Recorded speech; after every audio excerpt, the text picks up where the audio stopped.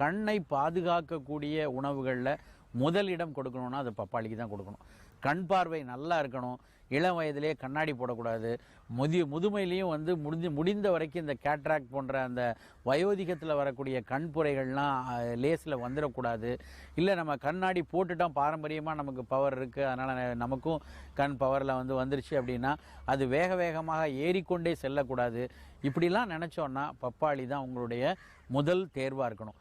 அந்த அளவுக்கு கண்களுக்கு விட்டமின் ஏ சத்து நிறைய கொடுத்து கண்களை பாதுகாப்பாக வைப்பது இந்த பப்பாளி பழம் தான். இதை தாண்டி பப்பாளிக்கு பல நல்ல குணங்கள் இருக்குது. வெறும் கண்களுக்கு மட்டுமல்ல, சர்க்கரை நோயாளிகளுக்கு பல பழங்கள் சாப்பிட முடியாது. மாம்பழம் கேட்டிங்கன்னா சாப்பிடக்கூடாது, சப்போட்டா சாப்பிடக்கூடாது, கட்டுப்பாடு இல்லைன்னா வாழைப்பழம் கூட சாப்பிடக்கூடாது. நல்ல இனிப்பு சுவையுள்ள பல பழங்களை சர்க்கரை நோயாளிகள் தவிர்க்கணும். ஆனால் பப்பாளி பழத்தை குறைந்த அளவில் கண்டிப்பாக சர்க்கரை நோயாளி சாப்பிடலாம்.